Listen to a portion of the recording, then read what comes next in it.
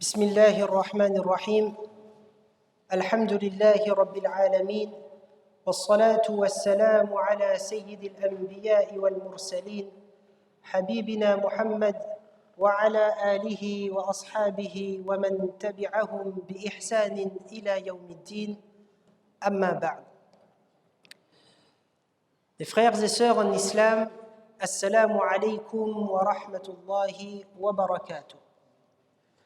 Avant de commencer, on va faire un petit exercice, Inch'Allah, pour qu'il y ait un petit peu d'interaction, pour pas que le discours soit trop boring ni académique.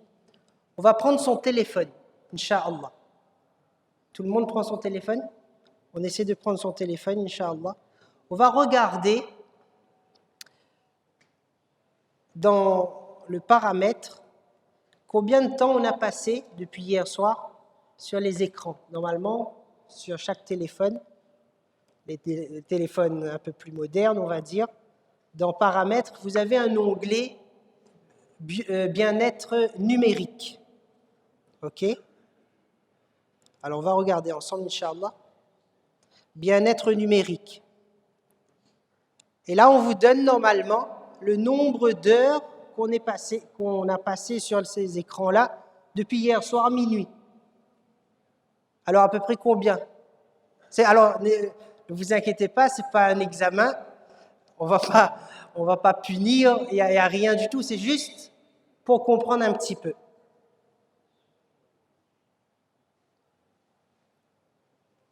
Un nombre d'heures?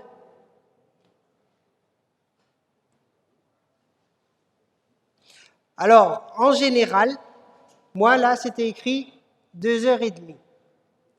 En général, les statistiques montrent une étude montre qu'une personne passe combien de temps d'après vous sur les réseaux, sur les écrans? En moyenne, 5 heures par jour. Une personne passe en moyenne 5 heures par jour sur les écrans, que ce soit à la télé, les ordinateurs ou encore le smartphone. 5 heures sur une journée de 24 heures. 24 heures, à peu près 7 heures de sommeil par nuit, 7 à 8 heures. Plus 5 heures, ça fait 13 heures. Donc, il reste 11 heures où on travaille, où on va faire ses besoins, et il y a autre chose également, la salat, etc. Ça fait quand même beaucoup. Alors, lorsqu'on regarde sur Internet, on dit cette étude, c'est la norme. La norme, ça ne veut pas dire que c'est normal, hein. C'est en moyenne. Mais l'objectif, c'est pas d'arriver à 5 heures, on est bien d'accord. Et les spécialistes ont fait les calculs, ils ont accumulé ces heures-là, et si on regarde, si on accumule ces heures sur une durée de vie, vous savez combien ça arrive?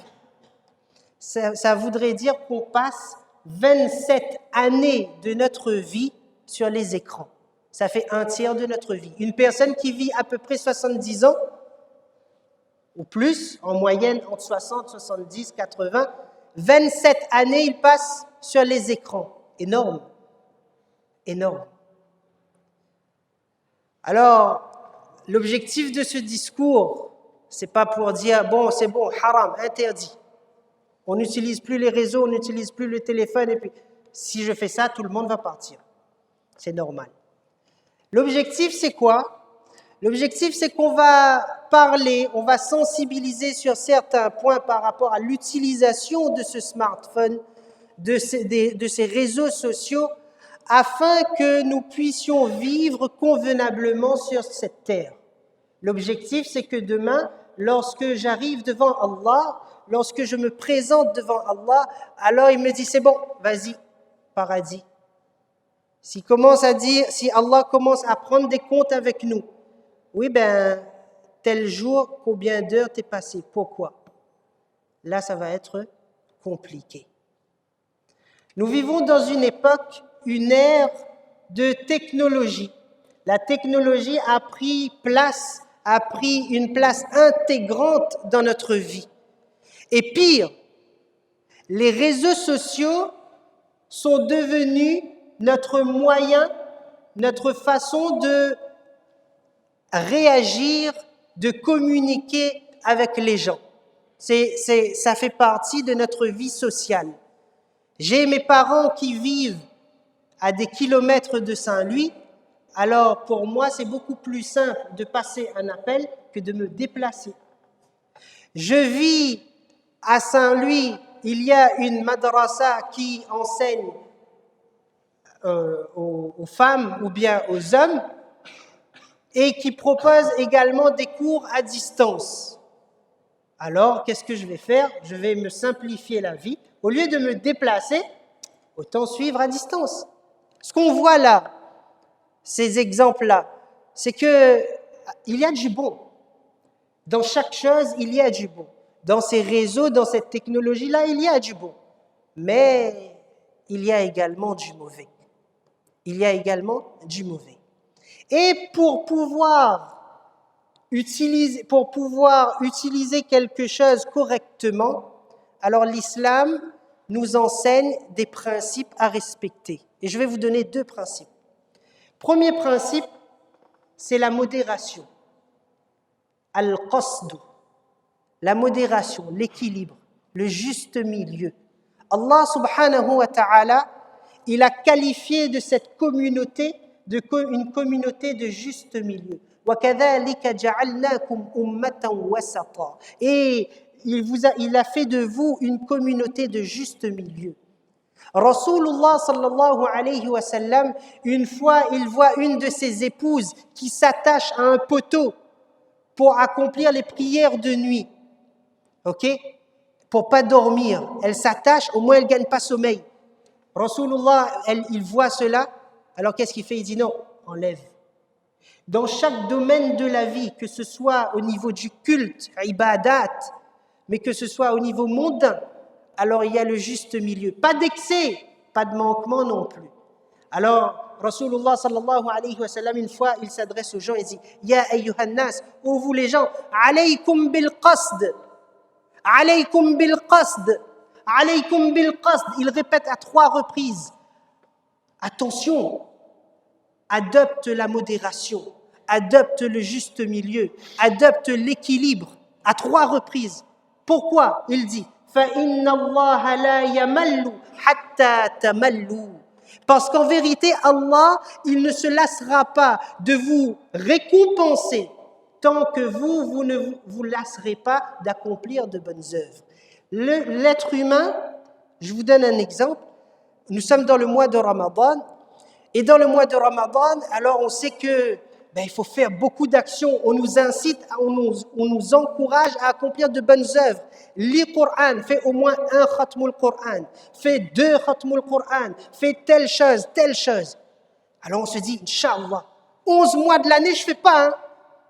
11 mois de l'année, Coran, je n'ouvre pas. Et là, pendant 1 mois, je vais essayer de faire 1 khatm. Toute l'année, je ne fais pas, mais là, dans le mois de Ramadan, je vais essayer de faire un khatm. Premier jour, subhanallah, l'énergie pète, comme il dit. Commence, on lit, après chaque salat. Ok. Deuxième jour, commence un petit peu difficile. Tarawih, c'est pareil, ça, premier jour, rempli. Tous les masajid de l'île, subhanallah, impressionnant. Les masajid sont remplis, sont pleines. Deuxième jour, rempli. Troisième jour, un saf n'a plus. 10e jour, 5 saf n'a plus. 5 rangées, il n'y a plus. Et ainsi de suite. Pourquoi? Parce qu'on a fixé les objectifs trop hauts. On a mis la barre trop haute. Et du coup, qu'est-ce qui se passe? Au lieu d'atteindre l'objectif, Miguel pas atteindre, je ne me fais plus. Laisse tomber, mais fatigué. De toute façon, je suis pas fait pour arriver. On se décourage. C'est normal. Durant l'année, on ne s'est pas entraîné. Comment on va faire? C'est inimaginable. Je vous demande de faire du crossfit. On sait tous ce que c'est le crossfit. Tonton Daoud connaît c'est quoi le crossfit? Crossfit, pour faire sport, ok? Notre président, machallah, il connaît c'est quoi crossfit. Moi, j'ai commencé à faire le crossfit. La première séance, Allahu Akbar, vomi. Normal, on n'est pas habitué.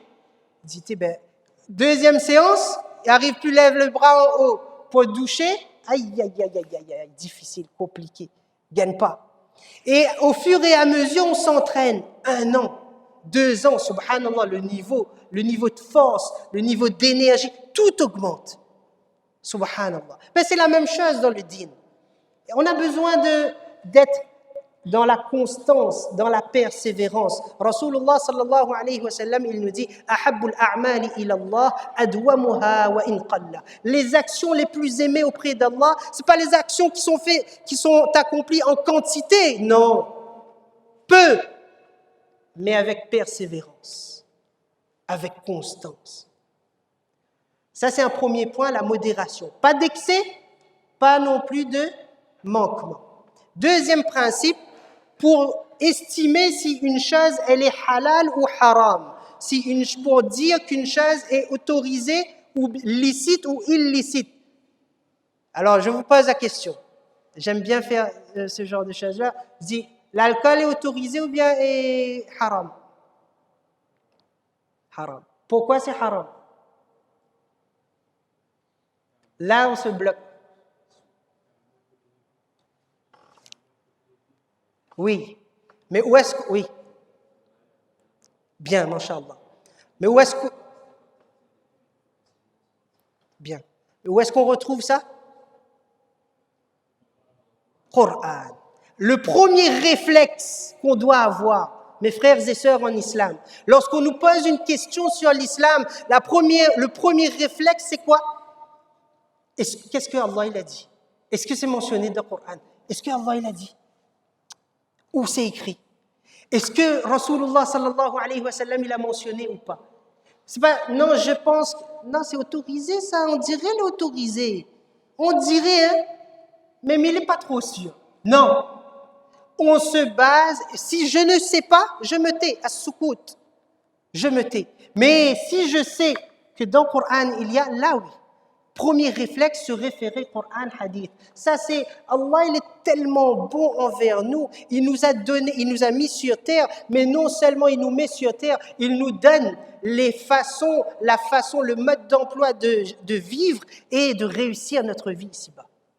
Alors, par rapport à l'alcool, Allah subhanahu wa ta'ala, il nous raconte l'histoire lorsque les gens ont posé la question au prophète sallallahu alayhi wa sallam, yas'alunaka 'anil khamri wal maysir. Ils te questionnent au prophète d'Allah au sujet de l'alcool, au sujet des jeux de hasard, al-maysir. Alors, qul ya Muhammad, Allah il lui ordonne, dis ô Muhammad, qul fihima ithmun kabir wa manafi'u lin-nas. Dans ces deux choses-là, jeu de hasard et l'alcool, alors ce sont des grands péchés, parce que ce sont des grands péchés. Mais, il y a quand même des profits pour les gens. Ça apporte un bien pour les gens. Vous allez en Russie, par exemple, ou vous allez au Canada, lorsque c'est période de grand froid, demandez aux personnes là-bas, qu'est-ce qu'ils vont vous dire pour se réchauffer, qu'est-ce qu'on doit faire? Prends un petit shot d'alcool, un alcool qui est fort, ok? Ça va réchauffer. Ça apporte un profit. Maysir, les jeux de hasard, quel profit? Mais ça, vous dites, moi, interdit à les jeux casino. Ben, l'argent m'y gagne, alhamdoulilah, m'y aide mon maman, j'aide ma mère, ou bien j'aide à faire construire des orphelinats, des hôpitaux. Mais ça, l'argent là, m'a coûte 2 euros, m'a gagné 1500 euros, m'a donne toute l'île là. Il y a des profits. Mais Allah, il a dit quoi après? Par contre, leur mal, leur tort, leur méfait domine ce qui est profitable. C'est pour cela que cela a été interdit, a été rendu illicite. De la même façon pour les réseaux sociaux. Le smartphone, il faut comprendre, il faut jauger, il faut estimer. Est-ce que ça m'apporte plus de profit ou pas?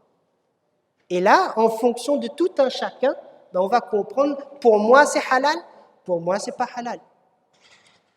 Ok? Je fais un petit rappel. Alors je ne sais pas combien de temps je peux parler. Il ne faut pas que je sois trop long, Inch'Allah. Je fais un petit rappel. C'est quoi notre mission sur Terre? Le rôle de notre existence, c'est quoi? Allah subhanahu wa ta'ala nous dit وَمَا خَلَقْتُ الْجِنَّ وَالْإِنسَ إِلَّا لِيَعْبُدُونَ. Je ne vous ai créé si ce n'est que je n'ai créé les djinns et les hommes, les êtres humains, si ce n'est que pour m'adorer. لِيَعْبُدُونَ. Ok, لِيَعْبُدُونِ pour m'adorer, Allah il dit. Adorer, ça veut dire quoi? Adorer, ça veut dire obéir à Allah. Maintenant, on nous dit, allez, Moulissa l'a dit, adore Allah, obéis à Allah. Mais on ne sait pas c'est qui Allah. On ne sait pas c'est qui. Allah, dans le Coran, l'imam Shah Waliullah Dehlawi, rahimahullah ta'ala, il explique les grands thèmes du Coran. Parmi les grands thèmes qu'il y a, les grands sujets, il dit que 1/5 du Coran nous parle de la description d'Allah. Allah, il se décrit. Allah, il amène ses qualités. Allah, il amène ses noms divins. Allah, il amène tous les versets qui parlent de sa création, des bienfaits qu'il a accordés à l'homme. Bismillahirrahmanirrahim. Ar-Rahman, le tout miséricordieux. Ar-Rahim, le très miséricordieux, celui qui est bon. Allah, il se décrit. Et lorsqu'on connaît c'est qui Allah, lorsqu'on apprend à connaître c'est qui Allah, facile. Il y a une relation d'amour qui se crée avec Allah. Facile de se soumettre à lui. Parce qu'on va se soumettre avec amour, avec courage, avec force, parce qu'il y a une relation solide. On a besoin de tisser cette relation solide avec Allah subhanahu wa ta'ala. Ça, c'est un premier point. Deuxième point, Allah il nous raconte l'histoire de Adam alayhi salam, de sa création. Il nous dit وَإِذْ قَالَ رَبُّكَ لِلْمَلَائِكَةِ إِنِّي جَاعِلٌ فِي الْأَرْضِ خَلِيفَةً. Lorsque ton Seigneur, Ar-Rabb, Rabbul Alamin, on lit tous les jours, oui ou non? Rabbil Alamin, Seigneur de l'univers, Rabb, celui qui nous éduque depuis le ventre de notre maman jusqu'à notre mort, celui qui nous garantit la subsistance depuis le ventre de notre maman jusqu'à notre mort, celui qui veille sur nous depuis le ventre de notre maman jusqu'à notre mort. Ça, c'est le terme Rabb. On a traduit par Seigneur. Seigneur, c'est faible. Seigneur, c'est faible. Rabb, c'est celui qui fait notre éducation, tarbiya, depuis le ventre de notre mère jusqu'à notre mort. Ça, c'est Hada Allah. Ça, c'est notre Allah.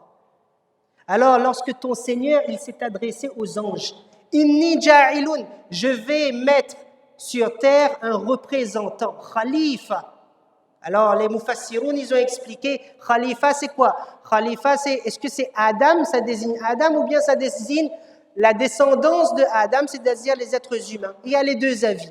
Alors, si nous prenons l'avis que c'est les êtres humains, chaque être humain a la responsabilité d'être un représentant d'Allah. Maintenant, comment être un représentant d'Allah? Représentant d'Allah signifie qu'on va imiter Allah dans ses qualités. Quand Allah il dit Ar-Rahman, moi en tant qu'être humain, en tant que créature, je vais développer la miséricorde dans mon cœur. Lorsqu'Allah il me dit qu'il est Al-Ghaffar, il est celui qui pardonne, moi dans mon cœur, je vais développer cette qualité de pardon dans mon cœur. Lorsqu'Allah il me dit qu'il est Al-Jawad, qu'il est le généreux, alors moi dans mon cœur, je vais développer la générosité également dans mon cœur. Ça, c'est être représentant d'Allah. Ça, c'est être un modèle sur terre. Et lorsqu'en réalité, on vit conformément aux injonctions d'Allah, alors qu'est-ce qui se passe? On attire le regard d'Allah sur nous. On a besoin du regard des autres? Plus besoin. On a besoin de 1000 vues? Pas besoin. Besoin le million de vues? On n'a pas besoin.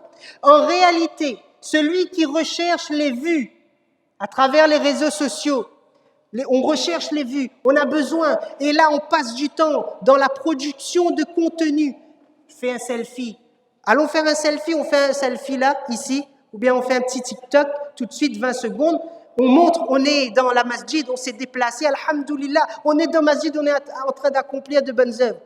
Au moins, les gens sont contents. Mais Allah, celui qui nous dit « Inna Allah sami'un basir », celui qui me voit constamment.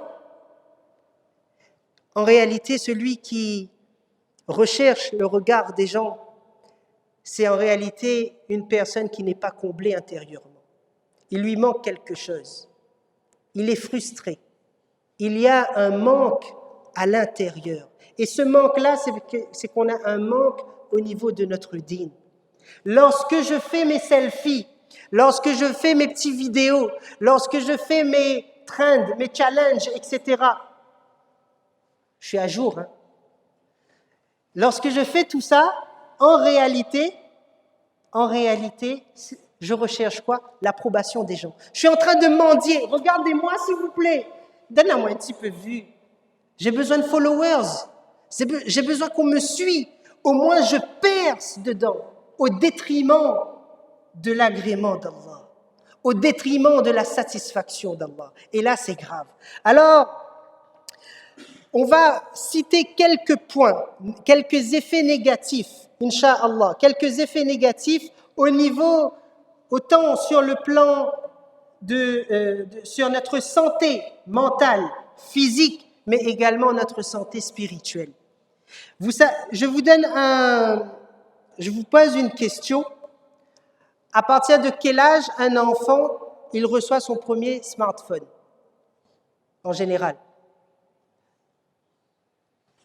11 ans, voilà, 10-11 ans. 10-11 ans, subhanallah. 10-11 ans, on n'est même pas encore au collège. En général, c'est M2. OK? On lui donne un téléphone. Papa, maman, content. OK. L'enfant est encore plus content. Je cite d'abord un premier effet négatif et ensuite on va développer, Inch'Allah. Les spécialistes, les médecins ont considéré les réseaux sociaux comme une drogue, au même niveau que cannabis interdit, au même niveau que Zamal interdit, au même niveau que l'artan interdit, au même niveau que l'artan c'est une drogue, au même niveau que les drogues dures. Alors, les réseaux sociaux sont considérés comme une addiction, comme une drogue. Et qu'est-ce qu'on fait sur TikTok ou bien sur Insta? Alors, récemment, je parlais avec mes élèves, fallait que je sois mise à jour, je me mette à jour et tout ça. Et je demandais, vous êtes un peu sur Facebook? Là, ils disaient, ça a l'air aéré, ça. Alors pour moi, ils disaient, non, mais Facebook, c'est... Facebook, non. Aujourd'hui, c'est Snap, un peu moins Snap, c'est TikTok et puis Insta. Ça, c'est les deux réseaux dont les jeunes utilisent énormément. Alors, autant mon discours s'adresse aux jeunes, mais autant ça va s'adresser également aux parents. OK? Alors, sur les réseaux, qu'est-ce qu'on fait? Il faut défiler. On défile. Quel geste on fait avec le doigt? On scrolle. Scrolling. Vous connaissez scrolling? C'est le fait de faire ça. Ils ont donné ça un nom, scroller. Je ne savais pas, hein. Je fais le fier devant vous, mais moi non plus, je ne savais pas. Scroller. Et les spécialistes ont dit le fait de scroller, subhanallah, ça sécrète de la dopamine. Dopamine, vous savez ce que c'est? C'est cette molécule de plaisir. Lorsqu'on aime quelque chose, lorsqu'on fait des choses qui nous rendent bien, alors on sécrète une molécule qu'on appelle la dopamine. Le fait de faire ça, subhanallah, ça décrète de la dopamine. Et plus qu'on sécrète de la dopamine, et plus on devient addict. Dis à un jeune marmaille, allez lire un livre. Ah, il ne veut plus lire un livre, lui. Laisse-moi tranquille, soit sur mon téléphone, soit sur mes jeux, sur la Play. C'est normal. Parce qu'on est dans une ère de technologie. Alors ça, c'est un premier point, l'addiction. Alors nous, en tant que parents, j'ouvre une parenthèse, un message pour les parents ici. Ce n'est pas en donnant à nos enfants tous les biens matériels qu'on va obtenir l'amour de nos enfants. Alors on va dire, mais ça, on n'a pas d'enfants que ça au connaît. C'est vrai, on peut me dire ça. Mais, alhamdoulilah, j'ai quand même quelques enfants à la madrasa. Et avec ces enfants-là, on se rend compte, on constate que ce n'est pas à travers les biens matériels qu'on va obtenir leur cœur. Non. En tant que parent, si je donne à mon enfant un téléphone à 11 ans, alors sachez, mes frères et sœurs en islam, faisons attention. Faisons attention, il faut discuter avec l'enfant. Si on est prêt à assumer les conséquences, ok, bismillah.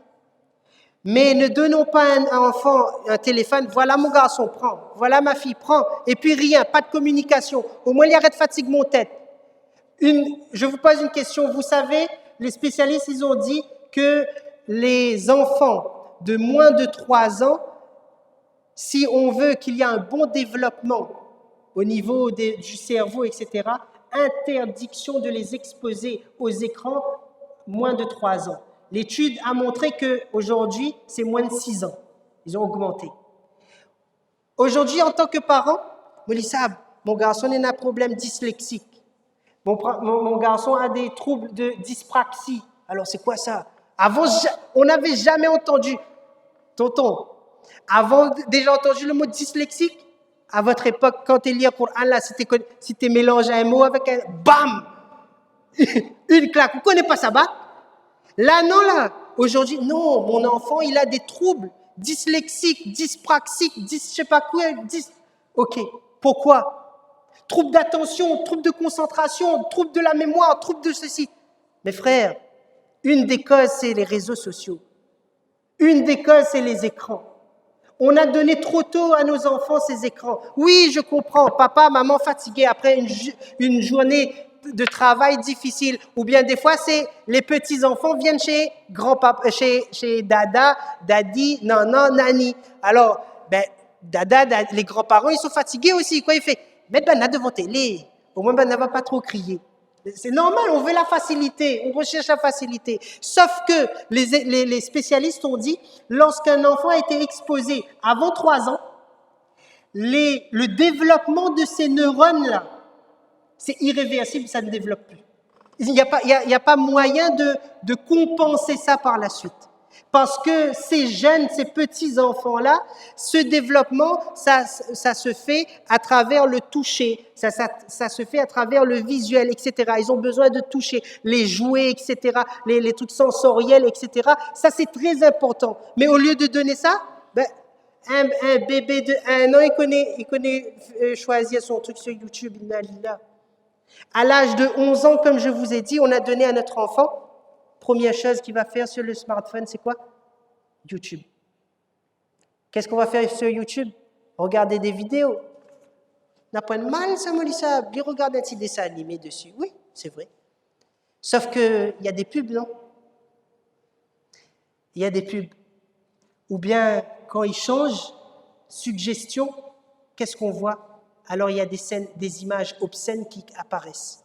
Et là, nous, on n'a pas fait attention. Nous, à mettre Ali devant, au moins, Miguel fait mon travail. Et là, on ne regarde plus. Non, on a contrôle parental. Quel contrôle parental? Et là, l'enfant, il regarde.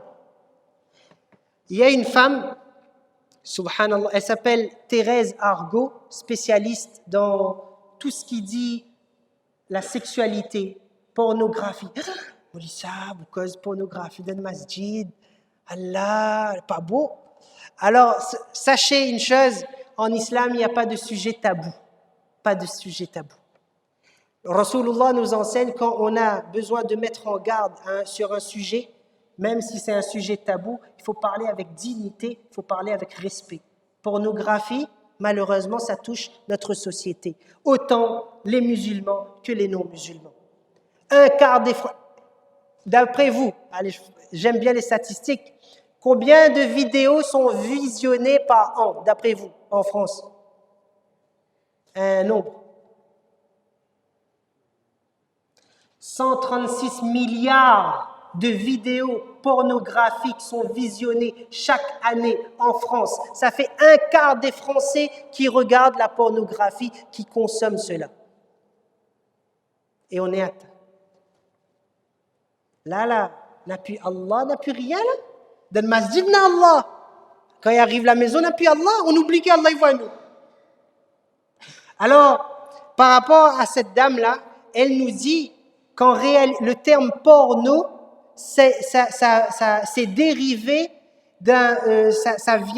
ça provient du mot prostitution, prostituée. C'est-à-dire qu'on est en train de consommer la prostitution. Alors si je vous dis, un tel a fait, comment la partie voir une prostituée? Allah! On est choqué. Là, je vous dis, on visionne, on cautionne la prostitution. C'est grave. C'est extrêmement grave. Et ça touche les enfants de 11 ans, de moins de 11 ans. On a des enfants de 7 ans. à la madrasa qui ont déjà vu. Cette dame-là, elle dit une parole qui est forte et qui doit nous sensibiliser et doit percuter, c'est qu'en réalité, cet enfant à l'âge de 7 ans, 8 ans là, vous pensez qu'il a voulu regarder ça? Jamais. Il a été exposé. Donc il a subi un viol imaginaire, un viol virtuel, cet enfant a subi. Vous vous imaginez? Le terme employé, c'est viol. C'est tellement grave, tellement grave. Et là, on a donné ça à notre enfant. Tiens, pas de communication. Après, c'est tellement facile. Nous, parents, qu'est-ce qu'on fait? Ils savent, mon enfant, il écoute plus moins. Mon enfant, il est ingrat. Mon enfant, il hiberne. Il reste dans sa chambre. Il me parle plus. Il me manque de respect. Il écoute plus ses parents. Ben, elle est normale. La communication, elle est où? Les échanges, ils sont où? Il n'y a plus. Il y a une fracture. Ces réseaux sociaux amènent un isolement, amènent de l'isolement avec les autres, dans notre relation avec autrui. Pire, ces réseaux sociaux, à travers des challenges, je ne sais pas si vous connaissez, sur TikTok, il y a plein de challenges. On appelle ça les trends. Ça veut dire quoi? À une époque, il y avait ce qu'on appelle le labello change. C'est-à-dire, les filles mettaient du labello, même les garçons, on met labello. Pendant tous les jeux, il fallait mettre pour terminer rapidement le petit tube. Et après, qu'est-ce qu'on fait? On se donne la mort. On se tue. Vous avez des jeunes où ils ne vivent pas bien dans leur cocon familial avec les parents. Il y a une cassure, brisure. C'est normal, ça arrive. Certaines fois, les parents, ils rabaissent l'enfant. Ok, ça arrive. On rabaisse l'enfant. Pourquoi on est nul comme ça à l'école? Pourquoi on n'apprend pas? Regarde, et on fait la comparaison. Regarde un tel. Autre camarade là, il apprend bien. Pourquoi tu ne fais pas comme ça? La comparaison, mes frères et sœurs en islam, ya Allah, ça c'est un danger pour la psychologie de l'enfant. On ne peut pas comparer. Chacun est spécifique. Chaque cas est spécifique. Alors, on va comparer. Pourquoi on est gros comme ça? À cause on n'arrête pas de manger. Ou il aime manger. Papa aussi, il est gros, mais il dit aux enfants, les gros. Ou bien, à cause où les mecs comme ça. Maman, les mecs, il n'y a pas de cohérence là. Alors, l'enfant, il ne se sent pas bien. Il est sur son réseau, sur TikTok. Il voit une vidéo. Un jeune qui se confie et qui dit, voilà, j'ai des problèmes, etc. La personne qui regarde là, le jeune, il se reconnaît dans cette vidéo-là. Il dit, moi aussi c'est pareil. Donc le jeune dit, je vais mettre fin à mes jours. À force temps, les algorithmes dans les réseaux sociaux sont impressionnants. C'est-à-dire que je regarde une vidéo, là maintenant ils connaissent quel genre de vidéo j'aime. Alors ils vont me suggérer que des vidéos pareilles. Mais regarde un vidéo football, tout de suite il arrive. Rien que vidéo football, il vient. Mais regarde un vidéo, un petit peu la musique, allez, tout y arrive. Pareil. Donc l'enfant il commence. Une vidéo, 2 vidéos, 3 vidéos. Parce que TikTok c'est vidéo de 20 secondes. Quand je demandais, je fais alhamdoulilah, on essaie de faire un peu de vidéos. Alors il dit, oui ça, vous est trop longue. 1 minute c'est trop long, c'est 20 secondes qu'il faut. Il dit 20 secondes, on a le temps de juste dire assalamu alaikum wa rahmatullahi wa barakatuh. Ok, 20 secondes. Il faut que et là on scrolle. On tombe sur une vidéo cuisine. Vous savez les vidéos AMR, ASR, je sais plus comment on appelle ça. C'est-à-dire c'est à travers les bruits. On entend quand on cuisine, on coupe des oignons par exemple. Ou bien quand on vide de l'huile d'olive. Et là, dopamine il augmente, il sécrète là, il donne l'envie de manger. On scrolle, tout de suite vidéo, quelle vidéo nous tombe? Allez, musique. On scrolle, vidéo football. On scrolle, a'oudhu billahi minash shaytanir rajim, vidéo Coran. Et ainsi de suite. Le cerveau humain n'a pas le temps d'emmagasiner tout ça. Ajib. On se demande pourquoi les gens deviennent fous. Ok, alors ça continue et donc cet enfant-là, il va se reconnaître dans ces vidéos qu'il aura des tendances suicidaires. Ça peut amener vers la dépression. Sur le plan social, ça amène également, l'enfant est amené, les jeunes, les moins jeunes, il y aura la frustration. Je vous pose une question. Combien de divorces a été causé à cause des réseaux sociaux? D'après vous? Dans le monde entier, juste avec Facebook. Avec Facebook seulement, 228 millions de divorces dans le monde. 228 millions. Nous sommes à 8 milliards d'habitants. Vous vous imaginez? Quand on regarde les causes de divorce, en général, c'est quoi? Monsieur, il n'entend pas avec madame. Ou bien monsieur, il a fait bêtise, la partie trompe madame, et puis madame, il ne veut plus, il n'a pas pardonné, et puis il y a divorce. OK. Là, à cause des réseaux sociaux, subhanallah, juste Facebook, hein, pas les autres, hein, 228 millions de divorces. On est en train d'exploser, de disloquer notre société aujourd'hui à travers les réseaux sociaux. À cause de ces réseaux sociaux, il y a un manque de réflexion. On a des troubles de réflexion. On ne réfléchit plus. Quel jeune lit encore des livres? Illa masha'Allah. Très peu. On lui offre un livre, allez, allons faire cette expérience pour Eid. On offre un livre à nos enfants. Aïe, aïe, aïe. Mais si, après il ne sera pas content. Si elle donne à lui l'argent, il va aller acheter ce dont il a besoin. Un livre, lorsqu'on lit, alors ça va développer notre capacité à réfléchir. OK? Et non, les réseaux sociaux, ça ne fait plus développer notre intellect. Donc, manque de réflexion. Quand il y a manque de réflexion, il y a manque de vision. On n'a plus de vision, nous. Quand il n'y a plus de vision, ben, il n'y a plus de projet. Quand il n'y a plus de projet, la société, elle est KO. Pourquoi on est en bas? Ben, malheureusement, c'est une des causes, c'est les réseaux sociaux. Malheureusement. Il y a son bon côté, hein, parce qu'aujourd'hui, s'il y en a quelques-uns qui se sont déplacés, si on leur demande pourquoi vous êtes venus, comment vous avez su qu'il y avait programme, ben, la force quand même de des réseaux sociaux, c'est qu'on arrive à faire déplacer les gens pour venir. Alhamdulillah. Lorsqu'il y a là pendant Ramadan, on a besoin de collecter la zakat, on a besoin de collecter la sadaqa. Chaque masjid fait des campagnes, ou chaque association fait des campagnes. Alhamdulillah, on récolte de l'argent à travers juste des clics. C'est bien, mais le mauvais côté. Je vous ai parlé que le côté sur la santé. Mais la santé spirituelle, là, c'est subhanallah. On n'a pas beaucoup de temps, je ne sais pas combien de temps encore. Vous avez, premièrement, c'est Allah subhanahu wa ta'ala dans le Coran, il nous dit, il jure par le temps. Wal asr, innal insana lafi khusr. Par le temps, je jure par le temps, que l'être humain, il est voué à la perdition. Sauf, illa alladhina amanu wa amilus salihat. Ceux qui ont la conviction, qui ont la foi, iman, fort, solide, qui œuvrent, pas seulement dans le cœur, faut pas seulement dire, mais les musulmans, moi, de toute façon, la foi, c'est dans le cœur, ça, qui ou les plus juge à moi? Non, on a l'intérieur, mais il y a également l'extérieur, exprimer cette foi-là à travers la salat, à travers les bonnes œuvres. Donc là, on est en train de gaspiller notre temps. Alors on a dit 5 heures de temps. Je ne vous dis pas de dire, allez, bannis totalement. On passe 5 heures dessus. Ben passe 4 heures. 1 heure de temps, on va faire autre chose. Le musulman, l'être humain en général, il doit être intelligent, agir intelligemment. La progressivité en islam, at-tadrij, ça veut dire quoi? Ça veut dire que je vais agir progressivement, je vais fixer mes objectifs petit à petit. Comme je vous ai dit tout à l'heure, je me fixe tout de suite un objectif haut. Je vais atteindre? Pas possible. On n'a pas le courage, on n'a pas la force. C'est normal, on est humain, on est faible.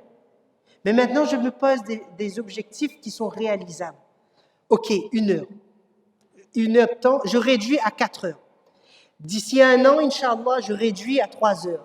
Et ainsi de suite. L'objectif, la vision, ma vision, c'est que j'arrive à m'émanciper de ces réseaux, Inch'Allah. Mais je dois le faire petit à petit. Exactement comme notre frère le disait, l'interdiction de l'alcool, ça ne s'est pas fait du jour au lendemain. Hein. Ça a pris 11 ans.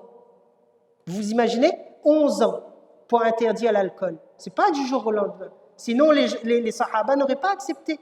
C'est normal. Le cœur n'était pas encore assez bien travaillé pour ça. Il n'y avait pas encore assez de force et de lucidité et de courage. Donc, ça, c'est un premier point. Un point négatif de ces réseaux, malheureusement, ça nous a amené vers l'ostentation. Aujourd'hui, nous ne sommes que dans la forme. Il n'y a plus de fond. Il n'y a plus l'esprit. Nous sommes à la masjid, on est prêt à faire des TikTok. On est dans la masjid, on est prêt à faire un snap. Quand on rompt le jeûne, alors on monte tout ça gâteau des nains. Mais on oublie, mes frères, on oublie qu'il y a peut-être des gens qui n'ont rien à manger. On crée de la frustration chez les gens. Moulissab, mais il n'est pas bien, Moulissab. Pourquoi il n'est pas bien? On dirait qu'il est djadou. Ben, c'est normal, on a djadou. Ou monte tout de monde, ce qu'on fait. Ben, la méchanceté des gens, c'est normal. Ceux qui vont dire, pourquoi on est là? Moi aussi, là, on montre, l'ostentation, là. L'ostentation, c'est à travers le dîn. C'est-à-dire, je montre mes actions. Je ne vous invite pas, ceux qui n'ont pas les réseaux sociaux, alhamdoulilah, summa alhamdoulilah, mais ceux qui ont, regardez les vidéos. Là, en ce moment de Ramadan, c'est quoi? On aménage un petit espace dans notre maison. Allez, on met un petit ambiance de Ramadan, un petit peu comme Noël, un petit peu, voilà, on fait pareil.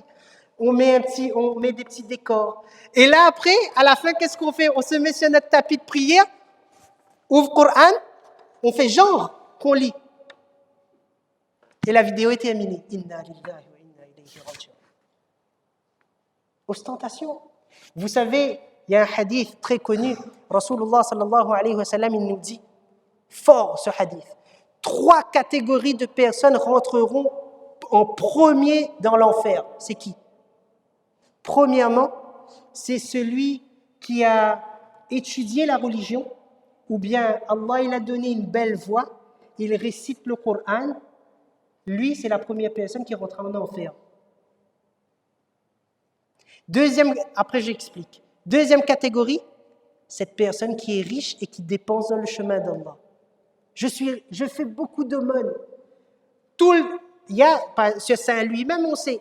Quand par exemple, là en ce moment, Masha'Allah, il y a beaucoup de personnes qui viennent de l'étranger pour demander, pour faire chanda, comme il dit, au grand. Ok? Ils viennent demander, il connaît quelle famille il faut aller. Sur Saint-Louis, il y a tant de familles. Sur Saint-Denis, il y a tant de familles. Et puis ils connaissent. Ok?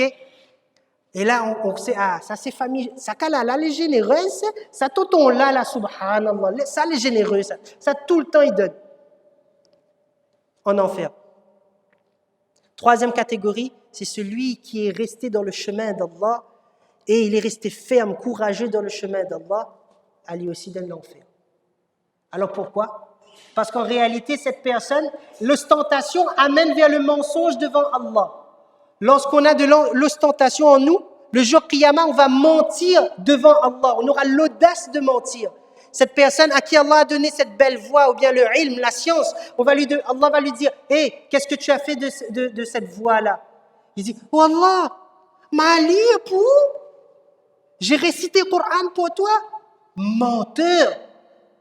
Anta kadhab, anta kadhib. Tu mens. En réalité, tu as fait pour que les gens disent que tu as une belle voix. Et on le traînera en enfer. Deuxième catégorie, c'est celui qui a dépensé dans le chemin d'Allah. Pourquoi tu as dépensé? Je t'ai donné la richesse. Wallah, ma aide, tout ça, cause noble. Ma donne dans masjid, ma donne dans madrasa, ma donne dans association, colis alimentaire, distribution. Fais grand projet. Menteur. Tu as fait pour que les gens disent que tu es un généreux. Face contre terre, il sera traîné en enfer. Troisième catégorie, cette personne qui était courageuse dans le chemin d'Allah. Alors là, il s'est dit, Allah, je me suis sacrifié, moi, pour toi, pour que les gens disent que tu sois courageux en enfer. Ça, c'est l'ostentation, ça. Et aujourd'hui, on est pris dedans. On organise une collecte, on organise un repas, une opération. Premières affaires. Alors, il y a la communication, bien sûr, il y a la communication, mais à tout bout de champ, il faut montrer. On est à Makkah, on fait Umrah, subhanallah. Et là, je ne vous parle pas des autres. Allons pas regarder ailleurs, hein. On regarde à la Réunion, nous, hein. Chez nous, notre propre cas à nous, c'est pas la peine d'aller voir ailleurs, c'est chez nous. On va en Umrah, qu'est-ce qu'on fait? TikTok. On est en train de faire tawaf et on est en train de faire regarder. On fait une photo. Alhamdulillah, j'ai embrassé la pierre noire. Mais qui a besoin de connaître pour embrasser la pierre noire? Il n'y a pas besoin de connaître, non. Alhamdulillah, je suis à Baytul Maqdis. Alhamdulillah, j'ai fait telle chose. Quel alhamdulillah? Subhanallah. Il faut arrêter l'ostentation. C'est grave. L'ostentation, la conséquence, les actions sont dilapidées. Fini. Mort. Jour Qiyamah, on arrive avec plein d'actions. On pense qu'on a plein d'actions. J'ai fait ça, wallah. Non. Fini ça. Ça a été dilapidé. Ostentation. Ça amène vers la procrastination. Alors, ce mot procrastination, lorsqu'on est jeune, là c'était la période de bac, là. Il y a quelques jours, c'était période de bac pour les filières générales. Alors, les parents mettent la pression, on va mettre de la pression. Il faut que tu apprennes, tu mets le téléphone de côté. Alors, quand on parle à nos enfants, aujourd'hui, c'est quoi? C'est rien que pour faire reproche. On discute avec. Téléphone ce soir sur mon bureau, 20h. Téléphone que le week-end. La play que le week-end. Mais pourquoi on la donne à lui? Pourquoi tu l'as donné? Et ensuite, tu crées de la frustration chez cet enfant-là, chez ce jeune-là. Mes frères, nous sommes responsables de nos enfants. Allah subhanahu wa ta'ala nous dit Ya ayyuhalladhina amanu, qu anfusakum wa ahlikum nara. Ô vous, ceux qui ont apporté la foi, préservez-vous et préservez votre famille, vos enfants, votre épouse d'un feu. On a une responsabilité vis-à-vis de nos enfants. Et on pense que parce que je mets dur, c'est bon. Non. Apprendre, on lui donne. Il y a une pédagogie. Maintenant, comment connaître, comment être un bon parent? Ça s'apprend, ça. Comme toute chose. On fait des formations pour travailler dans tel domaine, tel domaine, tel domaine. Même lorsqu'on est dans un poste, il y a des fois des mises à jour. Par exemple, les experts comptables, il y a des mises à jour. Il faut faire des formations, etc. pour se remettre à jour. La loi change, etc. Pour être parent, là, nous pensons que, allez, fais enfant et puis basta. Allah, il fait bail. Allah, il fait. Non, Allah, il fait pas bail. Allah, il fait pas comme ça. Allah attend de nous qu'on soit conforme, qu'on agisse correctement, qu'on apprend à être un parent. Et pour apprendre à être parent, on a le devoir de se baser sur le modèle de Muhammad sallallahu alayhi wa sallam. Muhammad, en tant que parent, vis-à-vis de ses enfants, comment il agissait? Vis-à-vis de ses filles, comment il agissait? Fatima. Comment il était en tant qu'époux? Mariage aussi, il y a formation. Enfants aussi, éducation des enfants aussi, il y a des formations.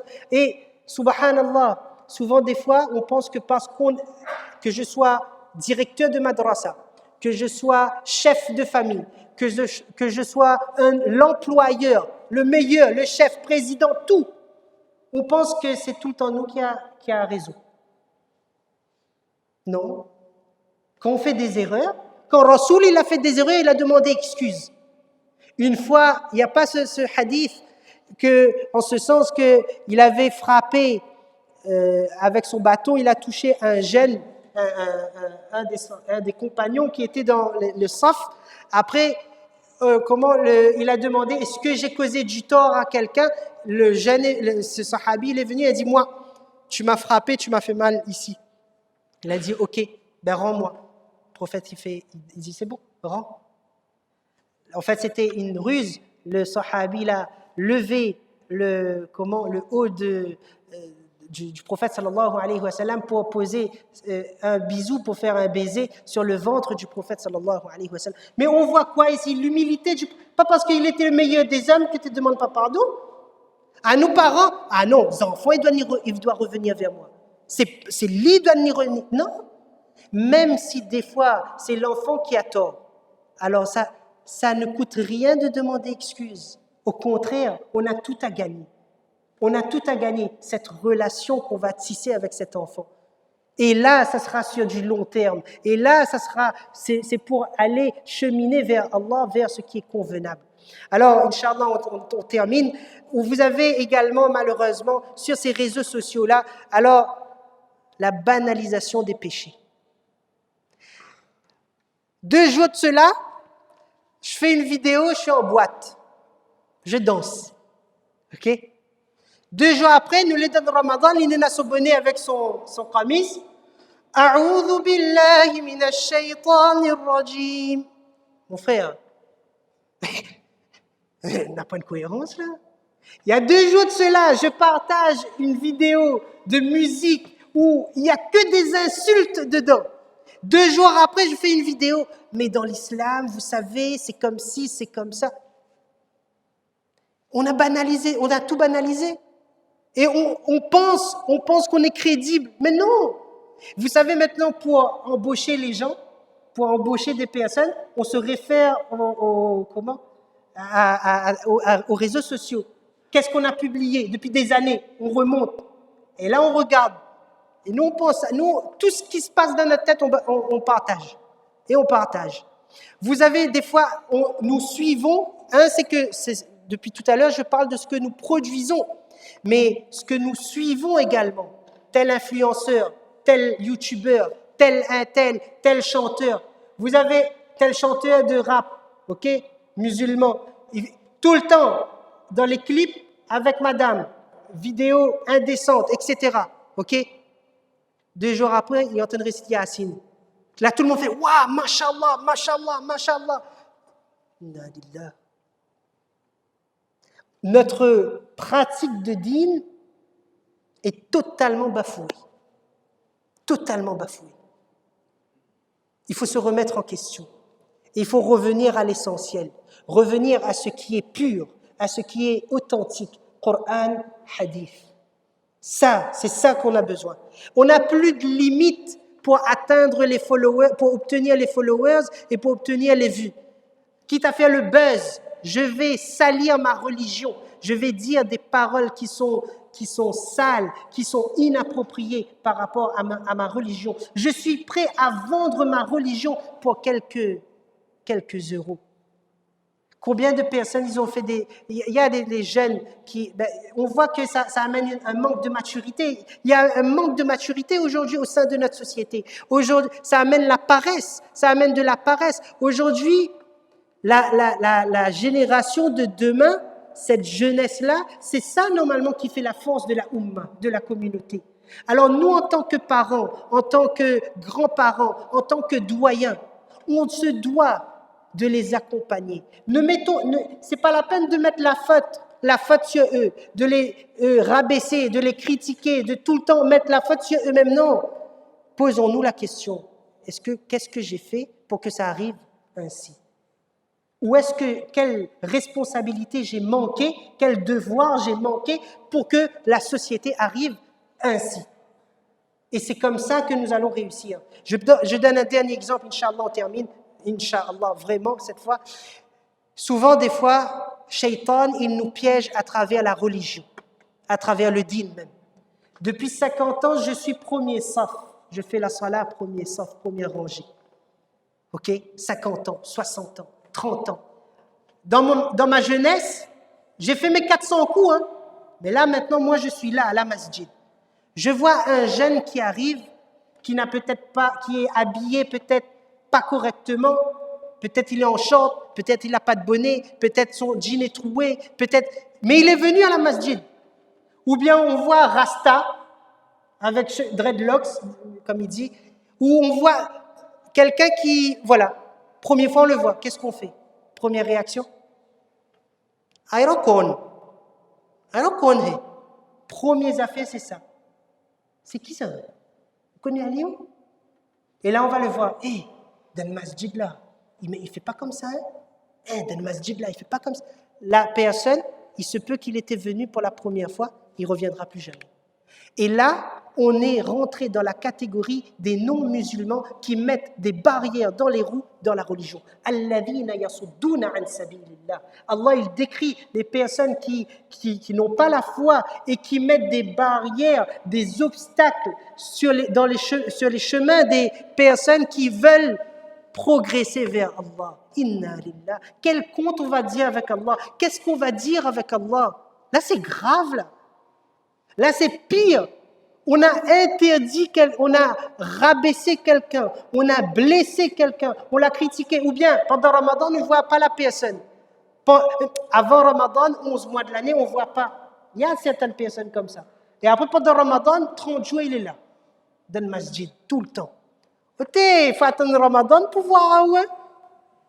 Mon frère, ferme ta bouche. Désolé que j'emploie ces termes-là, mais ferme ta bouche.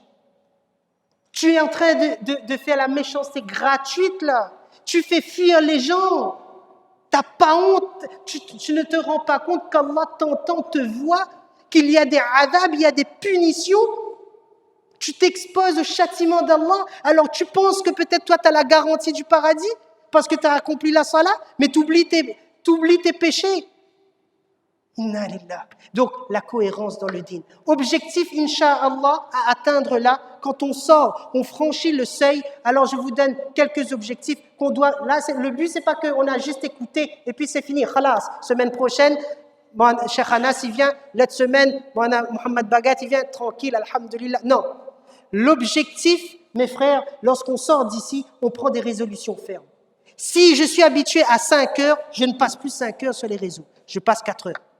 Si dans mes contenus, j'ai l'habitude de regarder ce qu'il ne faut pas regarder, mes frères, je me désabonne de tous les lives, de tous les comptes qui sont inutiles. Et troisième chose, Allah il nous a mis sur terre et il nous a donné le libre arbitre, un choix. Et ce choix-là, on a le choix de faire le bien, on a le choix de faire le mal. On peut choisir. Alors, choisissons ce qu'Allah il nous demande de choisir, c'est-à-dire le bien, parce qu'au final, il y aura 2 destinations, Al-Jannah ou Al-Jahannam. Lequel des deux nous voulons, qu'Allah subhanahu wa ta'ala nous accorde la compréhension, qu'Allah nous fasse de bons croyants, qu'Allah fasse que nous utilisons ces moyens technologiques à bon escient. Amin ya Rabbal Alamin, bi rahmatika ya arhamar rahimin.